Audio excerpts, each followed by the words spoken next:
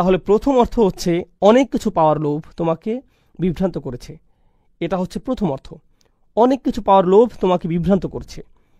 আপনি সবসময় ভাবেন আমার তো যথেষ্ট নেই, আমার আরও দরকার, আমার কেবল ভাড়া বাসা আছে, কিন্তু আমার নিজের একটা বাসা দরকার, আমার একটা পুরাতন গাড়ি আছে, আমার একটা নতুন গাড়ি দরকার, আমার কেবল এইটুকু সঞ্চয় আছে, আমার আরও বেশি সঞ্চয় দরকার, আমার কেবল একটা ব্যবসা আছে, আমার আরও একটা ব্যবসা শুরু করা উচিত, আমার কেবল এইটুকু আছে, আমার আরও বেশি দরকার। সবসময় আপনি অনেক অনেক বেশি পাওয়ার আশা করেন।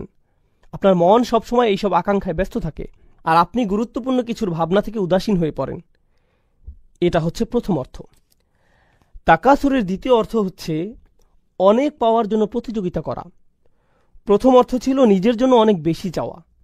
দ্বিতীয় অর্থ হচ্ছে অনেক পাওয়ার জন্য অন্যদের সাথে প্রতিযোগিতা করা। সে কিভাবে আমার চেয়ে বেশি পেল, আমার চেয়ে তার বেশি কিভাবে? ভাই, সে আমার চেয়ে ভালো চাকরি করে, আমার ওকে ধরা উচিত, আমার ওকে হারাতে হবে। আপনার অফিসে আপনার চেয়ারে বসে আছেন, আপনার পাশে যে বসে আছে তার চেয়ারটা আপনার চেয়ারের চেয়ে উন্নত। আপনি দেখে ভাবলেন তার চেয়ারটা কিভাবে আমার চেয়ে সুন্দর, সে কিভাবে এটা পেল। এটা খুবই সামান্য জিনিস, কিন্তু আপনি এভাবেই ভাবেন।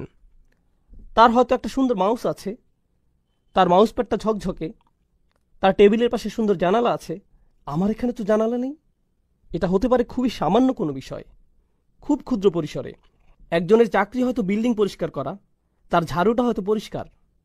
আরেকজন দেখে ভাবল, ভাই রে, তার ঝাড়ুটা আমার চেয়ে সুন্দর। আপনি অন্যের সাথে সবসময় নিজের তুলনা করেন, সবসময় নিজের গাড়ির সাথে অন্যের গাড়ির তুলনা করেন, আপনার বাড়ির সাথে অন্যের বাড়ির, আপনার জামা কাপড়ের সাথে অন্যের জামা কাপড়ের, আপনার সম্পদের সাথে অন্যের সম্পদের তুলনা করেন, আর এটা আপনাকে বিভ্রান্ত করছে। প্রথম বিষয়টি ছিল আপনি নিজে অনেক কিছু চান। দ্বিতীয় বিষয়টি হচ্ছে আপনি সবসময় অন্যের সাথে নিজেকে তুলনা করেন। অন্যের সাথে নিজের তুলনা করার এই মনোভাবটি সবসময় আপনাকে ব্যস্ত রাখে। বলে রাখি, এই মনোভাবটি সামাজিক আচার অনুষ্ঠানেও প্রকাশ পায়।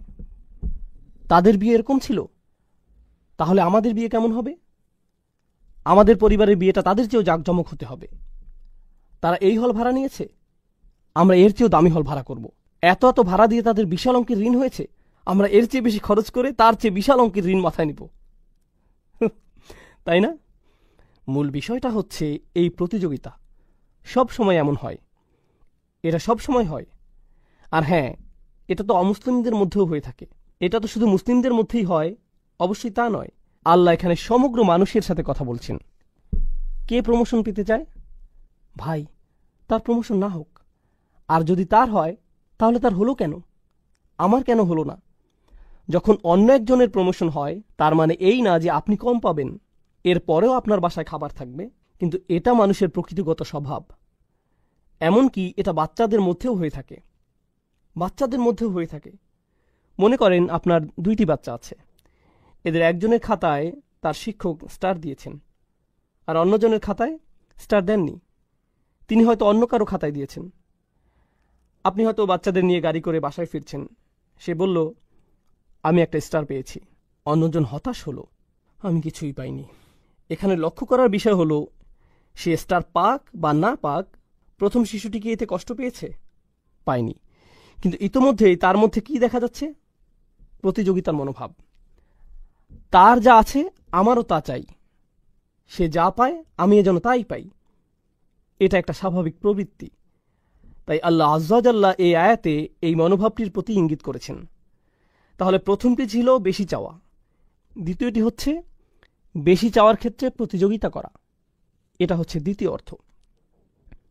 আসুন এবার তৃতীয় অর্থটি জানি। তৃতীয় অর্থটি হল বেশি পাওয়ার কারণে অহংকার করা, আত-তাফাখুর মা আত-তাকাসুর। আপনার অনেক থাকার কারণে গর্ব করা। অর্থাৎ যখন কেউ আপনার কাছে আসে, সে হয়তো কোনো কিছু নিয়ে কথা বলছে, আপনি হুট করে বলে বসলেন, ও হ্যাঁ, আমি তো ওখান থেকে গ্রাজুয়েশন করেছি। ওহো, বলে রাখি, এই গাড়িটা আমি মাত্র 2 মাস আগে কিনেছি, খুব ভালো দামে পেয়েছি, মাত্র 37 লাখ, ইত্যাদি ইত্যাদি। সে কি আপনাকে জিজ্ঞেস করেছে আপনার গাড়ি আছে কিনা? সে তো জিজ্ঞেস করেনি, কিন্তু কোনো কারণ ছাড়াই আপনার তাকে বলতে ইচ্ছে হয়েছে। কারণ তাকাসুর থেকে আমরা বুঝতে পারছি, এটা কেবল এমন নয় যে শুধু আপনার থাকলেই হবে, বরং আপনি অন্যদেরকে এটা বলতে স্বাচ্ছন্দ্য বোধ করেন। আপনি অন্যদের জানাতে চান যে আপনি খুব ভালো চাকরি করছেন, আপনার এটা আছে, ওটা আছে, তাহলে 3টি বিষয় হলো, তাই না? এবার আসুন চতুর্থ বিষয়। আরবিতে বাবে তাফাউলের 2টি বিষয় রয়েছে। এতে আছে মুফাআলা, যার অর্থ মানুষ একে অপরের সাথে প্রতিযোগিতা করছে। আমরা এটা জেনেছি। তাকাসুরের চতুর্থ বিষয়টি হচ্ছে এমন কিছু যা ভাগ করে নেওয়া যায়। তাআওয়ানু, শুধু প্রতিযোগিতা নয়, বরং একে অপরের সহযোগিতা। চতুর্থ বিষয়টি থেকে বোঝা যায় আপনাদের সবারই এটা আছে। আমাদের সবারই বেশি পাওয়ার আকাঙ্ক্ষা আছে। এমন নয় যে একজনের নেই অপরজনের আছে। আমাদের প্রত্যেকেরই বেশি পাওয়ার আকাঙ্ক্ষা আছে। আমাদের প্রত্যেকেরই এটা আছে। আর অনেক অনেক বেশি পাওয়ার আকাঙ্ক্ষাই, একে অপরের সাথে প্রতিযোগিতা করার ইচ্ছাই আমাদের সবাইকে এক করেছে। বলে রাখি, এটা এমন একটি সার্বজনীন বিষয় যা বিভিন্ন ধর্মের, ভিন্ন বর্ণের, ভিন্ন জাতির, ভিন্ন বয়সের মানুষকে এক করেছে। আমরা অনেকভাবে আলাদা হতে পারি, তাই না? কিন্তু আমাদের সবার মধ্যে কোন জিনিসটি সার্বজনীন? আমরা বেশি চাই। আমাদের যা আছে আমরা তার চেয়েও বেশি চাই। আমাদের যা আছে তাই নিয়ে আমরা সুখী নই। আর আল্লাহ বলেন, এই মনোভাব, এই চিন্তা প্রক্রিয়া আপনাকে বিভ্রান্ত করেছে, আপনাকে ভুলিয়ে দিয়েছে। কিন্তু আরবিতে যখন ইলহা শব্দটি ব্যবহৃত হয়, তখন এই প্রশ্নটি চলে আসে যে কিসের থেকে ভুলিয়ে দিয়েছে? আচ্ছা, বুঝলাম আমাকে ভুলিয়ে দিয়েছে। আপনি যখন আমাকে ভুলিয়ে দিয়েছে বলেন, স্বাভাবিকভাবে একটা প্রশ্ন চলে আসে, কিসের থেকে ভুলিয়ে দিয়েছে? আমি কাজের কথা ভুলে গিয়েছি, আমি স্কুলের কথা ভুলে গিয়েছি, আমি কিসের কথা ভুলে গিয়েছি? এটি জানতে হলে আরবিতে একটি আন যোগ করতে হয়।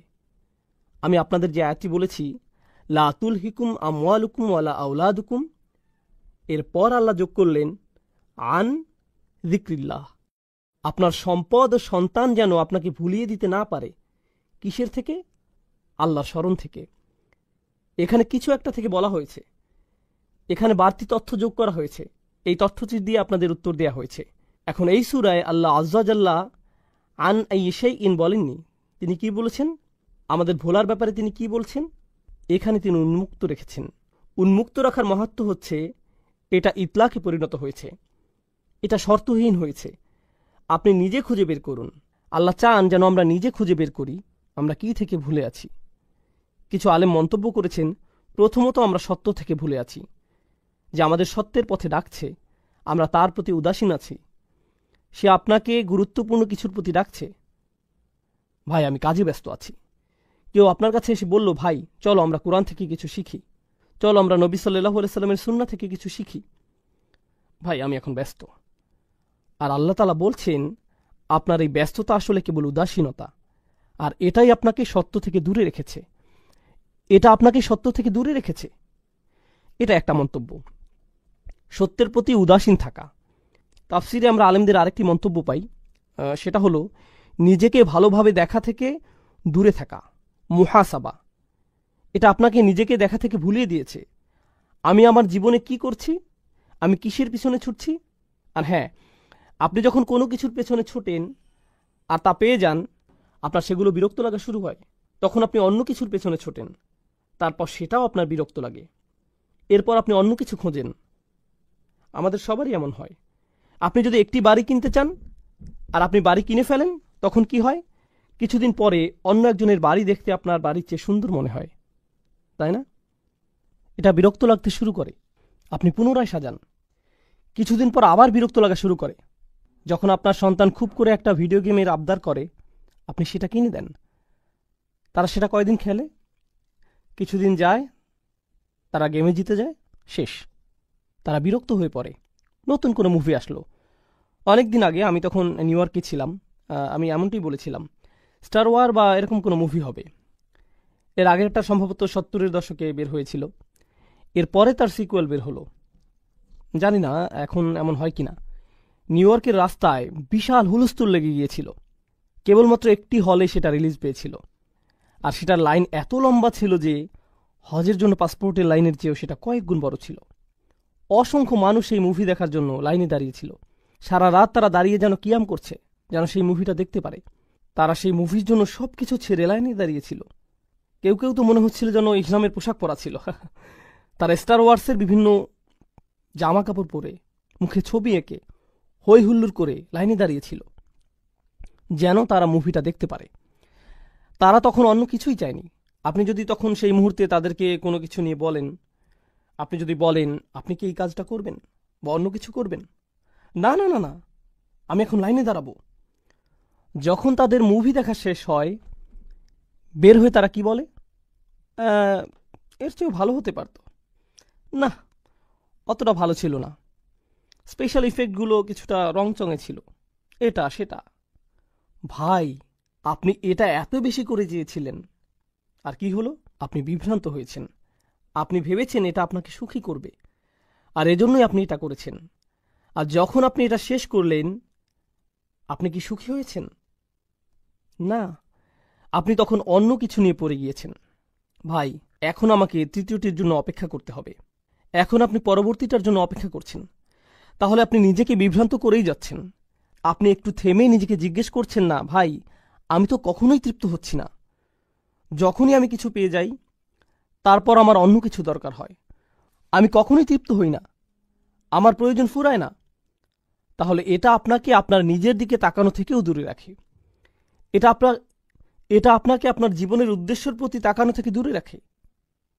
এই বিভ্রান্তি, এই চাহিদা, এই প্রতিযোগিতা আপনাকে এই প্রশ্ন থেকে দূরে রাখে যে আমি কেন এই পৃথিবীতে এলাম।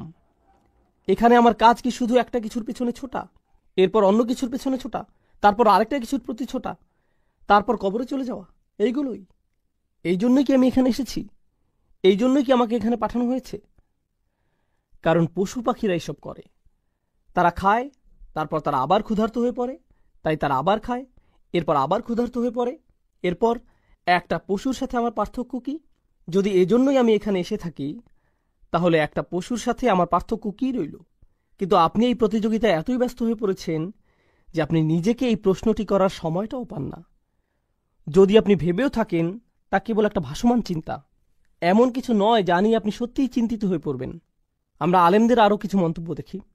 এটা আপনাকে এই সংবাদ থেকে দূরে রাখে, অর্থাৎ কোরআন থেকে দূরে রাখে। কোরআনের মাধ্যমে আপনার চোখ খুলে যাওয়ার কথা ছিল, এর মাধ্যমে আপনি আপনার জীবনের উদ্দেশ্য খুঁজে পাওয়ার কথা ছিল, এর মাধ্যমে আপনি নিজের অন্তরের সমস্ত খুঁটিনাটি আপনি পর্যবেক্ষণ করবেন, এটাই হওয়ার কথা ছিল। এটা আপনার নিজেকে নিজের সামনে পেশ করার কথা ছিল। কিন্তু এই কোরআনের জন্য আপনার সময় নেই, কারণ আপনি তাকাসুরে খুব ব্যস্ত। এটা আপনাকে বিভ্রান্ত করেছে। তবে সবচেয়ে অসাধারণ মন্তব্যটি বলতে গেলে, গত সূরাটি কি ছিল আপনাদের মনে আছে? সূরা করিয়া, আল করিয়া, জোরে করা নাড়া শব্দ শুরুতে, আর শেষে হাবিয়া। আল্লাহ বলেন আল্হাকুমুত তাকাসুর। এটা এত বড় বিভ্রান্তি যে এমনকি এটা আপনাকে আল করিয়া থেকেও দূরে রাখে। পুরো পৃথিবী একদিন কেঁপে উঠবে, এমন সত্য থেকে এটা আপনাকে দূরে রাখে। জাহান্নামের আগুন আমাদের সামনে চলে আসবে। কিছু মানুষের পাল্লা ভারী হবে, কিছু মানুষের পাল্লা হালকা হবে। যে পরম সত্য সম্পর্কে আপনি জেনেছেন, আপনি মুখস্থ করেছেন, যা আপনি তিলাওয়াত করেন।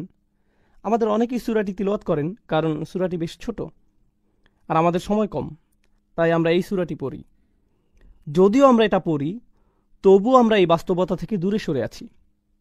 এটা কিভাবে সম্ভব? আল্হাকুমুত তাকাসুর, সুবহানাল্লাহ। সূরার শুরুতেই আল্লাহ এমন ঘোষণা দিয়েছেন। এখন আসুন এই আয়াত সম্পর্কে আলেমদের আরও কিছু মন্তব্য দেখি। প্রথমে আমরা এই সূরার সাথে সূরা আদিয়াতের সম্পর্ক আলোচনা করব। আপনাদের মনে আছে সূরা আদিয়াতে আমরা দুনিয়ার প্রতি আমাদের মনোভাব নিয়ে পড়েছিলাম? এই সূরাতেও তাই। ওই সূরাটিতে আল্লাহ বলেন, ইন্নাল ইনসানা লিরাব্বিহি লাকানুদ, নিশ্চয়ই মানুষ তার রবের প্রতি বড়ই অকৃতজ্ঞ। ওয়া ইন্নাহু আলা যালিকা লাশাহিদ, আর নিশ্চয়ই সে এই বিষয়ে সাক্ষী। ওয়া ইন্নাহু লিহুব্বিল খায়রি লাশাদীদ, আর নিশ্চয়ই সে ধন সম্পদের প্রতি খুবই আসক্ত। দুনিয়ার সব কিছু খুবই আকর্ষণীয়। এখন আল্লাহ এখানে বলছেন এসবের প্রতি তোমার ভালোবাসা অনেক বেশি। তিনি আগের সূরায় এমনটি বলেছিলেন। এই সূরায় তিনি কি বলছেন? তিনি বলছেন এসবের প্রতি তোমার ভালোবাসা এতটাই গভীর যে এগুলো তোমাকে ভুলিয়ে দিচ্ছে। তাহলে এখানে তিনি পরবর্তী অবস্থার কথা বলছেন, সেটা কি? এটা আপনাকে ভুলিয়ে দেয়। এই দুইটি প্রত্যক্ষ সম্পর্কযুক্ত। জামাকশারি মন্তব্য করেছেন, ইদা শাগালাত, অর্থাৎ এই চাওয়ার আশা তোমাকে ব্যস্ত রাখে। শুধুমাত্র আপনার মনেই নয়, বরং আপনার আচরণেও এটা আপনাকে ব্যস্ত রাখে। তিনি কাফিরদের এভাবে সংজ্ঞায়িত করেছেন। আত্তাবারি ফিল কাসরা আত্তাবাহি বিহা, নিজের অনেক আছে এটা মানুষকে দেখিয়ে বেড়ানো, সেই সাথে এটা দেখিয়ে গর্ব অনুভব করা। যেমন কেউ বলল আমাদের অনেক কিছু আছে, এটা শুনে অন্যজন বলল না আমাদের তার চেয়েও বেশি আছে। এভাবে কার বেশি আছে আর কার কম আছে এর হিসাব করতে করতে আপনার জীবন অতিবাহিত। সুবহানাল্লাহ। শাওকানি রহমাহুল্লাহ তাকাসুর নিয়ে মন্তব্য করেছেন, তারা একে অপরকে কার কি বেশি আছে সেটা দেখিয়ে বেড়ায়। খুবই গুরুত্বপূর্ণ কথা বলেছেন। তিনি বলেছেন এখানে বিভ্রান্তি বলতে টাকা পয়সা অথবা সন্তান সন্ততিকে বোঝানো হতে পারে। আল্লাহ যে বিভ্রান্তির কথা বলেছেন তা হল সম্পদ আর সন্তান। তিনি কেন এমনটি বললেন? আরেকটি জায়গায় ইলহা কিভাবে ব্যবহৃত হয়েছে? আল্লাহ বলেন লা তুলহিকুম আমওয়ালুকুম ওয়ালা আওলাদুকুম।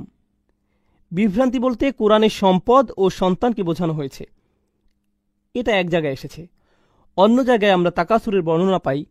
সূরা হাদীদে আল্লাহ বলছেন আতাকাসুরুন ফিল আমওয়ালি ওয়াল আওলাদ। তাহলে আয়াতের প্রথম শব্দ ইলার সাথে আমরা আমওয়াল ও আওলাদ এই দুটি শব্দ পাই। দ্বিতীয় শব্দ তাকাসুরের সাথেও আমরা আমওয়াল ও আওলাদ পাই। আমরা এই উভয় ক্ষেত্রেই পাই। তাহলে সম্পদ ও সন্তান উভয়ই আমরা বেশি চাই। কিন্তু আমরা দেখছি যে আমাদের জীবনের আসল উদ্দেশ্যের দৃষ্টিকোণ থেকে এই দুইটি আমাদের জন্য বিভ্রান্তি। এগুলো হতে পারে বড় বিভ্রান্তির কারণ।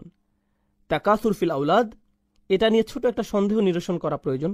সন্তানের ক্ষেত্রে বেশি যাওয়ার ব্যাপারে এটা দিয়ে কয়েকটি বিষয় বোঝায়। এটা কেবলমাত্র বেশি সন্তান নেয়াকে বোঝায় না। বেশি বলতে অনেক সন্তান থাকাকেই শুধু বোঝায় না। আমরা এমন একটি সময়ে আছি যখন মানুষ চিন্তা করে যে বেশি সন্তান নেওয়া অর্থনীতির পক্ষে ক্ষতিকর, তাই না? এমনকি কিছু দেশ তো আছে যাদের এমন নিয়ম রয়েছে যে আপনি নির্দিষ্ট সংখ্যক সন্তানের বেশি নিতে পারবেন না। তারা আল্লাহর হুকুমের সাথে খেলতে গিয়ে নিজেরাই উল্টো ধরা খায়। কেন তারা বেশি সন্তান নিতে আপত্তি জানিয়েছে? তারা বেশি সন্তান নিতে চায়নি কারণ তাদের সেই সামর্থ্য নেই, তাদের অর্থনীতির সেই সামর্থ্য নেই। এখন কি হচ্ছে? যেমন চায়নার কথাই ধরুন, এখন সেখানে নতুন অর্থনৈতিক বিপর্যয় সৃষ্টি হয়েছে। আমাদের দেশের অবকাঠামোগত চাহিদা মেটানোর জন্য যথেষ্ট জনবল নেই, কারণ আমরা জনসংখ্যা বাড়তে দেইনি। তাই সেখানে এখন নতুন ধরনের অর্থনৈতিক বিপর্যয় দেখা যাচ্ছে, জনসংখ্যা রোধ করে, যেটা তারা নিজেরাই সৃষ্টি করেছে। সুবহানাল্লাহ। তাহলে এখানে উভয়টিই এসেছে আল্লাহর হুকুম অমান্য করার কারণে। যাই হোক, এর দ্বিতীয় অর্থটি হল যখন আল্লাহ বলেন তাকাসুর ফিল আওলাদ, এটা দিয়ে বোঝায় আপনি আপনার সন্তানের জন্য বেশি চান, অর্থাৎ আমার অন্যদের চেয়ে বেশি পেতে হবে। এই প্রতিযোগিতা আপনার সন্তানের মধ্য দিয়ে প্রকাশ পায়। আপনি বলেন আমার সন্তান যেন অন্য সন্তানদের চেয়ে বেশি পায়, আমার ছেলে যেন দলে সুযোগ পায়। অন্য একজন সুযোগ পেল, কেন সে সুযোগ পেল? আমার ছেলে পরীক্ষায় বি পেয়েছে, কেন সে বি পেল? আমি শিক্ষকের নামে অভিযোগ দেব। তার সন্তান কিভাবে এ প্লাস পেল? তার ছেলে আমার ছেলের উপরে কিভাবে? আপনার ছেলে বি পেয়েছে তার নিজের কারণে, এর সাথে তার ছেলের কোনো সম্পর্ক নেই। কিন্তু আপনি সব সময় আপনার সাথে অন্যের তুলনা করতে থাকেন, সব সময় তুলনা করেন। এটা শুধু আপনার ছোট মানসিকতার পরিচয় নয়, আপনার সন্তানের উপরও এর প্রভাব পড়ে। তাহলে আল্লাহ তাআলা বলেন, আচ্ছা আল্লাহ কি বলছেন সেটা জানার আগে আমরা আরও কিছু মন্তব্য পড়ে নিই। ইবনে আব্বাস রাদিয়াল্লাহু তাআলা আনহু বলেন, এই আয়াতের খুবই চমৎকার একটি পাঠ। তিনি শুরুতে একটি অতিরিক্ত হামজা দিয়ে পড়তেন, আলহাকুমুত তাকাসুর অথবা আলহাকুমুত তাকাসুর। এটা দিয়ে কি বোঝা জানেন? অনেক চাওয়ার এই প্রতিযোগিতায় বেশি বেশি পাওয়ার চাহিদা কি তোমাকে ব্যস্ত রাখে? আসলে তিনি এটিকে একটি প্রশ্নের মতো করে পড়তেন। তিনি এই আয়াতটিকে একটি প্রশ্ন হিসেবে পড়তেন। অনেক সময় এমন হয়, যখন আপনি কাউকে তিরস্কার করেন, আপনি তার দিকে প্রশ্ন ছুড়ে দেন, আমি কি তোমাকে এটা করতে বলেছি? তুমি এমন একটি কাজ করলে। আপনি কিন্তু বলেন না যে তুমি এটা করেছ, আপনি বলেন তুমি এমন কাজ করেছ। তুমি কি আমাকে বলবে যে তুমি এটা কেন করলে, কিভাবে করলে? আপনি এভাবে প্রশ্ন ছুড়ে দেন, যেন এটা একটা জাজার, মানে কাউকে তিরস্কার করা, কাউকে ভর্ৎসনা করা। ইবনে আব্বাস রাদিয়াল্লাহু তাআলা আনহু আয়াতটিকে এভাবে পড়তেন। আবু মুসলিমের মন্তব্যটি আমরা আগে পড়েছি। তার মন্তব্যটি মূলত ছিল এমন যে এটা মানুষের মধ্যে ভাগ করে নেওয়া যায়। তাহলে আমরা এটা জানি ইনশাআল্লাহ তাআলা। প্রথম আয়াতের ব্যাপারে আমরা সর্বশেষ কোরআনের আরেকটি জায়গায় দেখব, যেটা আছে সূরা কাহফে। আলহাকুমুত তাকাসুরের একটি সুন্দর ব্যাখ্যা।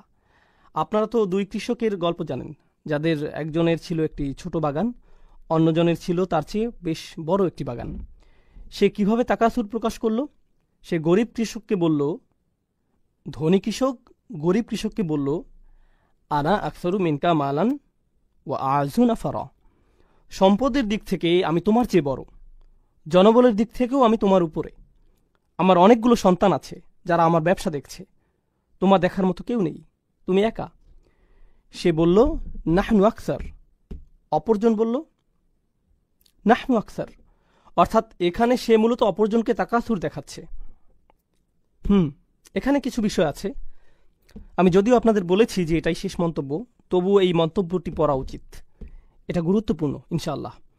এখানে বলা হচ্ছে যে আল্লাহ বলছেন এটা তোমাকে বিভ্রান্ত করছে, কিন্তু তিনি এটা বলেননি যে কি তোমাকে বিভ্রান্ত করছে।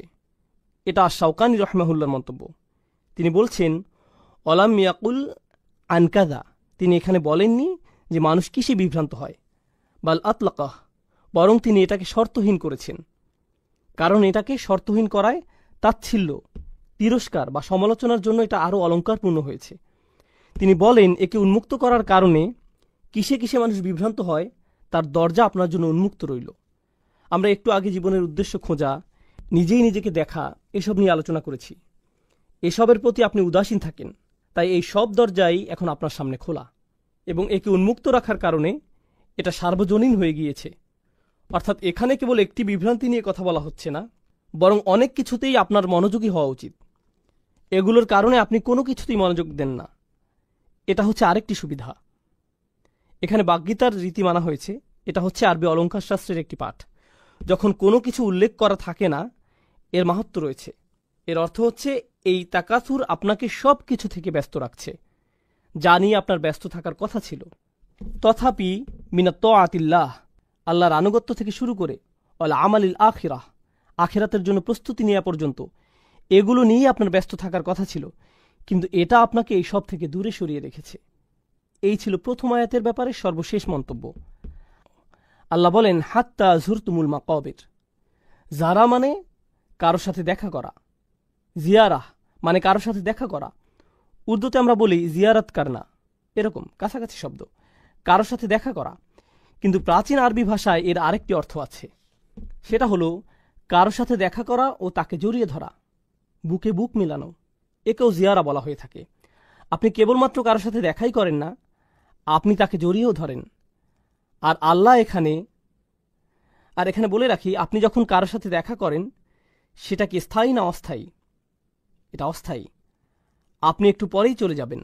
এখানে এই অর্থটিও আছে, মানে আপনি কারো সাথে দেখা করতে গিয়েছেন, আপনি দেখা করেছেন, এরপর আপনি চলে গিয়েছেন। আল্লাহ এখানে বলেছেন হাত্তা যুরতুমুল মাকাবির, যতক্ষণ পর্যন্ত আপনি কবরের সাথে দেখা করছেন বা সাক্ষাৎ করছেন। আক্ষরিক অর্থে বললে যতক্ষণ না আপনি কবরের সাথে সাক্ষাৎ করছেন। যখন আপনি কারোর সাথে দেখা করেন, আপনি তার জন্য প্রস্তুতি রাখেন, আপনি প্রস্তুতি নিয়ে দেখা করেন। আপনার ভালো লাগুক বা না লাগুক, আপনার তার সাথে দেখা করতেই হবে। আর এখানে আপনি কার সাথে দেখা করছেন? আপনার কবরের সাথে। এখানে জিয়ারা শব্দটির সাথে মাকাবির ব্যবহার করার কারণে আমরা একটা জিনিস বুঝতে পারছি যে আমরা কবরে চিরকাল থাকব না, কেননা জিয়ারা বলতে অস্থায়ী বোঝায়। আল্লাহ জিয়ারা শব্দটির সাথে জান্নাত বা জাহান্নাম ব্যবহার করেননি, তিনি ব্যবহার করেছেন মাকাবির, কবরের সাথে। আপনি যদি আরেকটি সূরায় দেখেন, দুনিয়ার প্রতি মনোভাব নিয়ে অপর আরেকটি সূরা কি? সূরা আদিয়াত। আফালা ইয়ালামু ইযা বু'সিরা মা ফিল কুবুর, তবে কি সে জানে না যে কবরে যা আছে তা কখন উত্থিত হবে? এখানে কুবুর শব্দটি ব্যবহৃত হয়েছে, আর এই সূরায় মাকাবির শব্দটি এসেছে। মাকাবির শব্দটি জিয়ারা শব্দের সাথে উপযুক্ত, কারণ জিয়ারা একটি স্থানে করা হয়ে থাকে। আর মাকাবির শব্দটি মাকবারা শব্দের বহুবচন। আরবি ভাষায় কোনো বিশেষ্য পদ মা দিয়ে শুরু হলে একে বলা হয় জরফে মাকান। এটা দিয়ে কোনো স্থান নির্দেশ করা হয়, যেমন মসজিদ বা মাতার বিমানবন্দর, বা মাকআদ বসার জায়গা, মজলিস এটাও বসার জায়গা, সমাগম। তাহলে বোঝা যাচ্ছে শুরুতে মা থাকলে সেটা দিয়ে কোনো জায়গা বোঝায়, এটাই জরফে মাকান। আর সাক্ষাৎ কোনো একটা জায়গায় হয়ে থাকে, তাই কবরের কথা বোঝাতে এর সাথে এখানে জায়গার বর্ণনা এসেছে, মানে এটা একটা কবরস্থান। আপনি যখন কিছু পাওয়ার ধান্দায় থাকেন, কোথায় আপনার খুব একটা যাওয়া হয় না? কবরস্থানে। সেখানে আপনার জন্য তেমন কিছু নেই। কবরস্থানে আপনার দুনিয়াবি কিছু পাওয়ার নেই। আপনি শপিং মলে যান, চাকরিতে যান, আত্মীয়ের বাসায় যান, আপনার বসের কাছে যান, আপনি সবখানে যান, কিন্তু কোথায় যান না? আপনি কবরস্থানে যান না। আমার নিজের উপর একটা উদাহরণ মনে পড়ছে। এটা ছিল নিউ ইয়র্কে। তখন আমি নিউ ইয়র্ক থাকতাম। আমি থাকতাম কুইন্সে, আর আমার কলেজ ছিল ম্যানহাটনে। তো আমরা এলাই হয়ে যেতাম। সেখানে ছিল একটা বিশাল কবরস্থান, মেইন রোডের পাশেই। এই কবরস্থানটা আমি মনে হয় টানা 10 বছর দেখেছি, কিন্তু কোনো দিনই যাইনি। আর শুধুমাত্র কেবল আমি নই, প্রতিদিন হাজার হাজার মানুষ এর পাশ দিয়ে যায়। কেউই কখনো সেখানে যায় না। কেবল যায় কখন? যখন তাদের মৃত্যু হয়, যখন তাদের সেখানে রাখা হয়। সুবহানাল্লাহ। তাহলে এটা হচ্ছে আয়াতের একটি অর্থ, কিন্তু অপর অর্থটিও খুবই গুরুত্ববহ। আমরা এখানে সাবাবুন নুজুম দেখতে পাই। আপনারা জানেন যে কিছু আয়াতের ঐতিহাসিক প্রেক্ষাপট থাকে, আর ওই সময়ের অর্থ কী ছিল? যেহেতু আলেমদের মতে তৎকালীন সময়ে কিছু গোত্র ছিল যারা সবসময় অন্য গোত্রগুলোকে তুচ্ছ করত। তোমাদের চেয়ে আমাদের বেশি মানুষ আছে, তোমাদের চেয়ে আমাদের বেশি অস্ত্র আছে, আমাদের যারা মারা গিয়েছে তারা তোমাদের মৃতদের চেয়ে সেরা। তারা কবরস্থানে যেত আর বলতো, আমাদের গোত্রে ইনি ছিলেন আর ইনি এটা এটা করেছেন। তোমাদের গোত্রে কি কেউ কখনো এমন করেছেন? তারা এভাবে কবরে গিয়ে একে অপরের সাথে প্রতিযোগিতা করত। তারা বলতো, তোমাদের কি এমন কেউ ছিল? এখনকার সময় আমরা বলি, আমাদের ইতিহাসে ইনি ছিলেন, অমুক ছিল, তমুক ছিল। ইতিহাসের নায়কদের নিয়ে গর্ব করা। তারা যেভাবে সত্যি সত্যি কবরস্থানে গিয়ে কবর দেখিয়ে এভাবে বলতো, এনার মতো তোমাদের কেউ আছে? অমুকের মতো, তমুকের মতো। ভালোভাবে চিন্তা করে দেখলে বর্তমান সময়ে আমরা আমাদের ইতিহাসের নায়ক দিয়ে নিয়ে এসব বলি। মুসলিমরা সালাউদ্দিনের কথা বলে, কিংবা সাহাবাদের কথা বলে। আমরা আমাদের ইতিহাসের নায়কদের নিয়ে গর্ব করি। এনাদের মতো কে আছে? আমি কি বলছি বুঝতে পারছেন? এখন সমস্যা হচ্ছে, আল্লাহ এখানে যে পয়েন্টটি তুলে ধরেছেন, প্রথমত হাত্তা জুরতুমুল মাকাবির, অর্থ হাত্তা ইয়াতিয়াকুমুল মাউতা বা কবিরতুম। আপনার মৃত্যু চলে এলো, আপনাকে কবরে নেওয়া হলো, আপনার নিজের কবরে যাওয়ার আগ পর্যন্ত আপনি বেশি পাওয়ার লোভ করেই যাচ্ছেন। কিন্তু এর অন্য অর্থটি হচ্ছে, আপনি কবরস্থানে যেতেন, আর যখন কবরস্থানে যেতেন কি হওয়ার কথা ছিল? আপনার মনে পড়ার কথা ছিল যে আপনি কোথায় যাচ্ছেন, কিন্তু আপনি কবরস্থানেই যাচ্ছেন একে অপরকে দেখিয়ে তুচ্ছ করার উদ্দেশ্যে। যেখানে এই কবরস্থানে যাওয়াই আপনার জীবনের উদ্দেশ্য বোঝার জন্য সবচেয়ে সহজ রাস্তা হবার কথা ছিল। আপনি যদি খুব বেশি ধার্মিক না হন, আপনি যদি খুব বেশি আখিরাত নিয়ে না ভাবেন, আপনি যদি বছরের পর বছর নামাজ না পড়েন, যদি কারো দাফনে যান, হয়তো আপনি এর আগে কখনো যাননি, জানাজার পর সব আনুষ্ঠানিকতা শেষে আপনি দাফন করতে গেলেন, আপনি যদি কেবল সেখানে যান, এটা আপনাকে একটা ধার্মিক অভিজ্ঞতা দেবে। শুধু কবরস্থানে হেঁটে কবরের নাম পরিচয়গুলো পড়লেই, অমুক মানুষ এত বছরে মারা গেছে, আরেকজন 20 বছরে মারা গেছে, আরেকজন হয়তো 6 মাসে মারা গেছে, আরেকজন দেখলেন 83 বছরে মারা গেছে, আরেকজন 31 বছরে মারা গেছে। নিজের বয়সী একজনকে পেলেন, একজন মহিলা, আরেকজন পুরুষ, আরেকজন মহিলা। আপনি এগুলো পড়ছেন আর কার কথা ভাবছেন? আপনার নিজের কথা। এটা আপনার চোখ খুলে দিবে। আপনার নিজের চোখ খোলার জন্য কবরস্থান অনেক ভালো জায়গা। নিজের দিকে তাকানোর জন্য এটা উপযুক্ত জায়গা।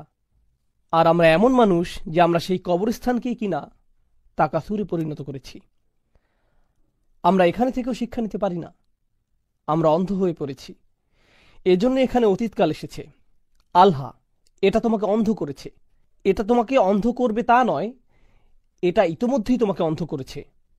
অন্যভাবে বললে, তোমাদের নিয়ে কোনো আশা নেই। যদি এখানে বলা হতো এটা তোমাদের অন্ধ করবে, সেখানে কিছুটা আশা ছিল। এটা হতেও পারে, নাও হতে পারে। হয়তো আমি পরিবর্তিত হব, কারণ আমার সেই যোগ্যতা আছে। কিন্তু যেহেতু ইতোমধ্যেই তা হয়ে গেছে, সুতরাং এখন আর কোনো আশা নেই। সুবহানাল্লাহ। এখন এখানে অনেক মুফাসসির মন্তব্য করেছেন, কিন্তু আমরা এখানে শাওকানির মন্তব্যটি পড়ব ইনশাআল্লাহ। এখানে তিনি বলেছেন, তারা সেই সব কবরস্থানগুলোতে যেত, ফায়াকুলুনা হাযা কবর ফুলান ওয়া হাযা কবর ফুলান ইফতাখিরুনা বিযালিক। তারা বলতো, এটা অমুক মহান মানুষের কবর, এটা তমুক মহান মানুষের কবর। তারা এটা বলে গর্ব করত। কাল্লা সাউফা তা'লামুন সুম্মা কাল্লা সাউফা তা'লামুন, একই আয়াত, পার্থক্য কি? শুরুতে সুম্মা আছে। সরল অনুবাদ হচ্ছে কাল্লা। প্রথমে কাল্লা শব্দটি দেখি। কাল্লা বিমা'না হাক্কা, কাল্লা অর্থ অবশ্যই। শব্দগতভাবে কাল্লা অর্থ কোনো মতেই না, কোনোভাবেই না, কোনোভাবেই না। অর্থাৎ আপনার এই অন্ধত্ব চিরকাল থাকবে না, অবশ্যই থাকবে না। শীঘ্রই আপনি জেগে উঠবেন। আর যখন আপনি জেগে উঠবেন, আপনি নিজে থেকেই বলবেন, আমি কি করেছি, আমি কিভাবে এতটা অন্ধ হয়ে গিয়েছি। আপনি দেখবেন কিছু মানুষ আছে যারা দুনিয়ার মোহে এতটাই অন্ধ, আপনি যদি তাদের ঘুম ভাঙানোর চেষ্টা করেন, আপনি যদি তাদের জীবনের অর্থ বলার চেষ্টা করেন, তারা এটা শুনতেই আগ্রহী না। আপনি মনে মনে ভাবেন, ভাই, এই লোকটি কোনোদিন সত্য উপলব্ধি করবে না, একে নিয়ে কোনো আশা নেই, এই লোকটি কোনোদিনই বুঝবে না। আল্লাহ তাদের উদ্দেশ্যে বলেন, কাল্লা, না, একদিন সময় আসবে, অবশ্যই তারা শুনবে, কোনো অন্ধত্ব থাকবে না। আর এটা কিন্তু কবরে যাওয়ার পর, তাদের দাফনের পর। তাহলে কাল্লা সাউফা তা'লামুন প্রথম আয়াত, খুব তাড়াতাড়ি তুমি বুঝতে পারবে। সা তা'লামুন অর্থ শীঘ্রই তুমি বুঝতে পারবে। সাউফা তা'লামুন, খুব শীঘ্রই তুমি এটা বুঝতে পারবে। মানে হচ্ছে তোমার মৃত্যু খুবই কাছে। এটা শুধু কাছে নয়, বরং খুবই কাছে। যখনই তোমার মৃত্যু আসবে, তুমি বুঝতে পারবে। আলী রাদিয়াল্লাহু তাআলা আনহু বলেন, আন-নাসু নিয়াম, মানুষ ঘুমাচ্ছে। তিনি বলেন, মানুষ ঘুমাচ্ছে, আর যখন তারা মৃত্যুবরণ করবে, তারা জেগে উঠবে। মরার পরই তারা জেগে উঠবে। এই আয়াতটি সম্পর্কে তিনি এমন মন্তব্য করেছেন রাদিয়াল্লাহু আনহু। তাহলে আমরা দেখতে পাচ্ছি, কাল্লা সাউফা তা'লামুন, শীঘ্রই তুমি বুঝতে পারবে। কখন বুঝতে পারবে? আপনি বুঝতে পারবেন যখন আপনি কবরে যাবেন। ভাই, আমার কি করা উচিত ছিল, আমার কি নিয়ে ব্যস্ত থাকা উচিত ছিল, আপনি খুব শীঘ্রই বুঝতে পারবেন যখন আপনি কবরে যাবেন। আর প্রশ্ন শুরু হয়ে যাবে। আপনি বুঝতে পারবেন যে আপনি কতটা অন্ধত্বে ডুবেছিলেন। এটা হচ্ছে প্রথমটি। এরপর আল্লাহ বলেন, সুম্মা কাল্লা সাউফা তা'লামুন, অতঃপর আবার সুম্মা কাল্লা সাউফা তা'লামুন। কয়েকজন আলেম মন্তব্য করেছেন, এই আয়াতটি শুধুমাত্র গুরুত্ব দেওয়ার জন্য ব্যবহৃত হয়নি। প্রথম আয়াতটি কবরে প্রশ্নের মুখোমুখি হওয়ার কথা বোঝাচ্ছে। তখন আপনি বুঝতে পারবেন আপনি কতটা ভয়ঙ্কর পরিস্থিতির মধ্যে ছিলেন। আর দ্বিতীয়বার শীঘ্রই তুমি বুঝতে পারবে দিয়ে বোঝাচ্ছে যখন আপনি কবর থেকে বের হবেন, বিচারের দিন শুরু হবে, আর আপনার সব ভালো আমল ধ্বংস হয়ে যাবে। আপনি আসল বাস্তবতা দেখতে পাবেন। তখন আপনি সত্যি সত্যি বুঝতে পারবেন আপনি কতটা মোহগ্রস্ত ছিলেন। পুরো আমলনামা আপনার সামনে থাকবে। দ্বিতীয়বারের আমলনামা প্রথমবারের চেয়ে আরো ব্যাপক আকারে থাকবে। কবরে আপনাকে প্রশ্ন করা হবে, কিন্তু সেখানে সব কিছু থাকবে না। যখন আপনি বিচারের দিনে উপস্থিত হবেন, আপনাকে কিভাবে জিজ্ঞেস করা হবে? সম্পূর্ণভাবে। যেহেতু দ্বিতীয়বারের জিজ্ঞাসা প্রথমবারের চেয়ে ভয়াবহ হবে, এজন্যই দ্বিতীয় আয়াতে সুম্মা শব্দটি সেই ভয়াবহতা বোঝাচ্ছে। সুম্মা দিয়ে কয়েকটি জিনিস বোঝায়। এটা তাহকিম যোগ করে, এটা তাহউইল যোগ করে, এটা দিয়ে গুরুত্ব বুঝায়, এটা দিয়ে ভয়াবহতা বুঝায়, এটা দিয়ে বাক্যের সম্পূর্ণতাও বুঝায়। তাহলে আল্লাহ আজ্জা ওয়া জাল্লা বলছেন, কাল্লা সাউফা তা'লামুন সুম্মা কাল্লা সাউফা তা'লামুন। আল জামাখশারি খুবই চমৎকার একটা মন্তব্য করেছেন। তিনি বলেছেন, ইনজার আল ইয়াখাফু ফায়ালতাবিহু মিন গফলাতিহিম। এটা আল্লাহর পক্ষ থেকে একটা নিয়ামত, এটা একটা সতর্কবার্তা, যাতে তারা তাদের অন্ধত্ব ও মোহ কাটিয়ে উঠতে পারে। আর এই পুনরাবৃত্তির মাহাত্ম্য হচ্ছে, এখানে পুনরায় বলার কারণে আরও জোর দেয়া হয়েছে। আমি বলে দিচ্ছি, আমি তোমাকে বলে দিচ্ছি। এভাবে দুইবার বললে কেমন শোনায়? যে শুনবে সে পুরোপুরি সতর্ক হয়ে যাবে। ধরুন আপনার বাচ্চারা পার্কিংয়ে খেলছে, আপনি সত্যিই চান যে তারা খেলা বন্ধ করুক। থামো থামো থামো। আপনি একবার বলেন না, কয়েকবার বলেন, কয়েকবার বলেন। কথার গুরুত্ব বোঝাতে আপনি কি করেন? আপনি বারবার বলেন। তুমি বুঝতে পারবে, তুমি বুঝতে পারবে। কাল্লা সাউফা তা'লামুন সুম্মা কাল্লা সাউফা তা'লামুন। আল্লাহ যেভাবে আমাদের সতর্ক করেছেন তা এই পুনরাবৃত্তির মাধ্যমে ফুটে উঠেছে। আল আউয়ালু আসাদ আরবিতে এভাবে ব্যবহৃত হয়ে থাকে। যেমন আকুল উলাক, সুম্মা আকুল উলাক, আমি বলে দিচ্ছি। ভাই, আমি তোমাকে বলে দিচ্ছি। দ্বিতীয়বার বলতে হয়। আপনি এভাবে 2 বার বলেন। বিষয়টি হচ্ছে এভাবে 2 বার না বললে এর তেমন প্রভাব পড়বে না, তারা এটাকে স্বাভাবিকভাবে নিবে। সুতরাং আপনাকে এমন শক্তভাবে বলতে হবে। আমাদের সমস্যা হচ্ছে কোরআন আমাদের কাছে কেবলই একটা বই, আমরা এটা পড়ছি, কিন্তু কাফেরদের সামনে যখন কোরআন পাঠ করা হতো তখন এটা বই আকারে পড়া হতো না। এটা কিভাবে উপস্থাপিত হতো? কথার মতো করে। আর যখন আপনি কিছু বলেন, আপনার শ্রোতা এর আবেগ অনুভূতি বুঝতে পারে, কিন্তু লেখার মধ্য দিয়ে এটা ততটা সহজ নয়, কিন্তু কথাই সম্ভব। এজন্যই এখন যদি আপনি কোরআন পড়েন, আপনি হয়তো সেভাবে প্রভাবিত হবেন না, কিন্তু যখন আপনি নামাজে এটা শুনবেন, বলুন তো কি হবে? আপনার হৃদয়ের মধ্যে এটার প্রভাব থাকবে। কারণ কোনো কিছু শুনলে এর একটা প্রভাব আছে, কিছু শুনলে এর প্রভাব হৃদয় থেকে হৃদয়ে পৌঁছে যায়। কেউ যদি আপনাকে ইমেইলে কোনো উপদেশ দেয়, আপনি ততটা গুরুত্ব দেন না। কেউ যদি আপনাকে ফোন করে কিছু বলে, আপনি যথেষ্ট গুরুত্ব দেন, কারণ যখন আপনি তার কথা শুনেন, এটা আপনার হৃদয়ে পৌঁছে যায়। তাই কোরআনে আমরা দেখি যে সাহাবারা বলেননি করানা ওয়া আতানা, আমরা পড়লাম আর আমরা মানলাম। তারা কি বলেছেন? সামি'না ওয়া আতানা, আমরা শুনলাম এবং আমরা মানলাম। লেখা পড়তে হয় আর কথা শুনতে হয়। আর এটা এতটাই শক্তিশালী যে মানুষ যখন শোনে তখন তা করতে বাধ্য হয়। আমাদের দারসুল কোরআনের মাহাত্ম্য হলো, আমরা জানি কোরআনের উপর লেকচার হয়, জ্ঞানী ও যোগ্য আলেমরা এটা পরিচালনা করেন ইনশাআল্লাহ। এর একটি মাহাত্ম্য হচ্ছে এটা কোরআনেরই একটি সুন্নাহকে পুনরুজ্জীবিত করে। কোরআন প্রাথমিকভাবে পড়ার জন্য আসেনি, কোরআন প্রথমত শোনার জন্য এসেছে। নবীজি সাল্লাল্লাহু আলাইহি সাল্লাম মানুষদের সামনে এটা তিলাওয়াত করতেন যেন তারা এটা শুনতে পারে। ইয়াতলু আলাইহিম আয়াতিহি। আর যখন এটা পড়া হয় তখন এর শক্তি ও আবেগের আবেদন কিছুটা কমে যায়, যখন এটা শোনা হয় না। কাল্লা লাউ তা'লামুনা ইলমাল ইয়াকিন, কখনো নয়, তোমরা যদি নিশ্চিত জ্ঞানে জানতে। লাউ হচ্ছে কালিমাতুল হাসর। এটা এমন একটি শব্দ যা দিয়ে বোঝায়, একে বলা হয় আফসোস। আল্লাহ আজ্জা ওয়া জাল্লা এখানে তাদের পক্ষ থেকে আফসোস করছেন।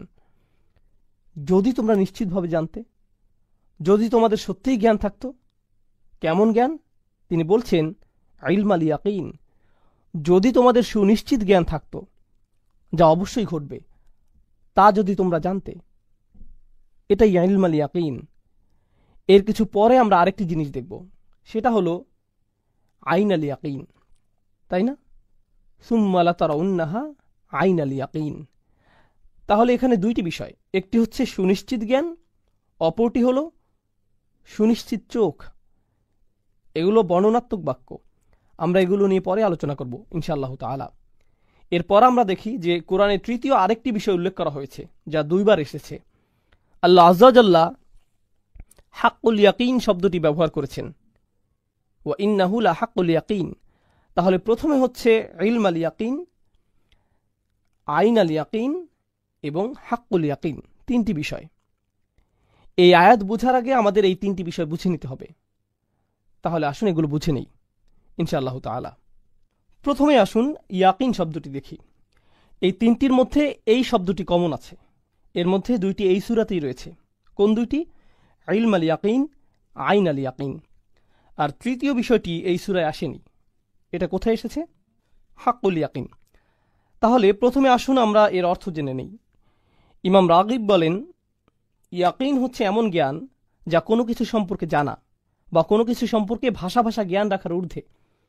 এটা হচ্ছে জ্ঞানের উঁচু স্তর। এটা হচ্ছে প্রথম অর্থ। এটা কোনো কিছু নিয়ে অল্প জানা নয়, এটা ইয়াকিন।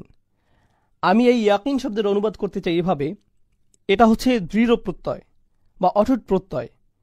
আপনি কোনো কিছুতে পুরোপুরিভাবে সম্পূর্ণরূপে সম্মত হয়েছেন, তখন আপনি ইয়াকিন শব্দটি ব্যবহার করবেন। এটা ইমানের চেয়েও শক্তিশালী শব্দ। কিভাবে এটা ইমানের চেয়েও শক্তিশালী শব্দ, সেটা আমরা পরবর্তীতে দেখব। এরপর আমরা পাই আবু হিলাল আল আসকারি ইয়াকিন শব্দটি সম্পর্কে মন্তব্য করেছেন। তিনি বলেছেন, ইয়াকিন হচ্ছে সেই জিনিস যাতে আপনি এতটাই সম্মত যে অন্তর থেকে আপনি এটা নিয়ে খুশি, আপনি মন থেকে এটা নিয়ে সন্তুষ্ট। যেমন ধরুন, কেউ হয়তো বলল যে পরকাল বলতে কিছু আছে, আপনি বললেন আমার মনে হয় এটা সত্যি হতে পারে, হ্যাঁ থাকার সম্ভাবনা আছে, আচ্ছা আমার এটা নিয়ে কোনো সমস্যা নেই। এটা ইয়াকিন নয়, এটা কোনো মতে মেনে নেয়া। কিন্তু আপনি যখন জানেন যে এটা অবশ্যই আছে, অবশ্যই অবশ্যই আছে, গতকাল যেমন ছিল তেমন, আপনি আমার সামনে বসে আছেন, এটা যেভাবে জানেন সেভাবে আখিরাতে বিশ্বাস করেন, তখন এটা ইয়াকিনে পরিণত হয়। আপনি অন্তরে এটা সাধারণভাবে বিশ্বাস করেন না, বরং অটুটভাবে বিশ্বাস করেন। এটাই হচ্ছে ইয়াকিনের প্রথম অর্থ। দ্বিতীয়ত, ওয়ানাহজুস সদর বিমা আমালিহি, আসলে এটা দ্বিতীয় অর্থ। প্রথমটি ছিল সুকুনুন নফস, যার মানে আপনি এটা নিয়ে দ্বিতীয়বার ভাববেন না, এটা নিয়ে আপনি পুনরায় চিন্তা করেন না, এটা আপনি এ ব্যাপারে নিশ্চিত, আপনার কাছে এটাই সত্যিকার বাস্তবতা, আপনি এটা নিয়ে দৃঢ় প্রতিজ্ঞ, যা নিয়ে আপনি দ্বিতীয়বার ভাবেন না। তাহলে এই হচ্ছে এর দুইটি মর্মার্থ। একটি হচ্ছে আপনি এটা নিয়ে দ্বিতীয়বার ভাববেন না, আর দ্বিতীয়ত আপনি এই বাস্তবতা নিয়ে পুরোপুরি সন্তুষ্ট। এখন কোরআনে ইয়াকিন শব্দটি কিভাবে ব্যবহৃত হয়েছে? আমরা পাই ইয়াকিন শব্দটি মৃত্যু বোঝাতে ব্যবহৃত হয়েছে।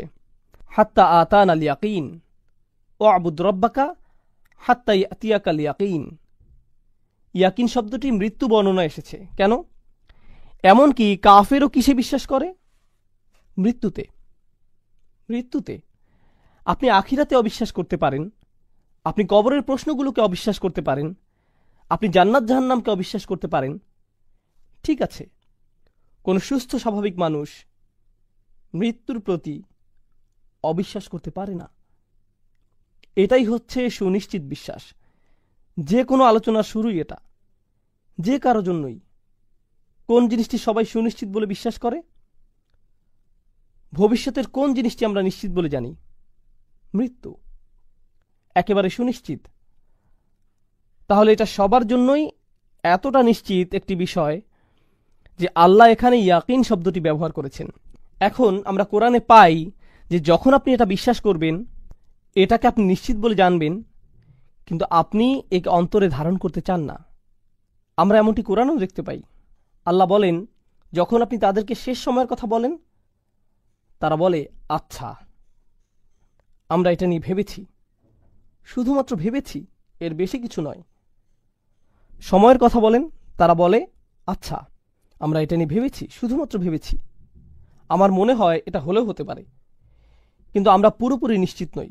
অমা নাহনু বিমুস্তাইকিনিন, আমরা এ বিষয়ে দৃঢ় বিশ্বাসী নই। শুনে এটাকে বেশ চমৎকার মনে হচ্ছে ভাই, তোমাদের মুসলিমদের ধর্মবিশ্বাস খুবই চমৎকার মনে হচ্ছে, এভাবেই তারা বলে। কিন্তু তারা এটাকে ইস্তিকান করে না, তারা একে অন্তরে ধারণ করে না। তাহলে যার ইয়াকিন নেই সে এমন বেদনাদায়ক মন্তব্য করে। তাহলে এখন আসুন আমরা ইলম আল ইয়াকিন, আইন আল ইয়াকিন আর হাক্কুল ইয়াকিন এই সম্পর্কে জানি। আমি আপনাদের উদাহরণ দিয়ে বোঝাবো। আপনি হয়তো গাড়ি চালাচ্ছেন, হঠাৎ আপনি কিছু ধোঁয়া দেখলেন। আপনি কোনো আগুন দেখতে পাননি, আপনি শুধুমাত্র ধোঁয়া দেখেছেন। আপনি সেই ধোঁয়া দেখেই বুঝে গেছেন যে আশেপাশে কোথাও কি আছে, আগুন আছে। কিন্তু আপনি কি আগুন দেখছেন? না। আপনি আপনার জ্ঞানের মাধ্যমে বুঝতে পারছেন যে যেহেতু এখানে ধোঁয়া দেখা যাচ্ছে, নিশ্চয়ই আশেপাশে কোনো আগুন থেকে এটা আসছে। আপনি আপনার নিজের চোখে দেখেননি, নিজের জ্ঞান থেকে আপনি এটা বুঝতে পারছেন। এটাই হলো ইলম আল ইয়াকিন।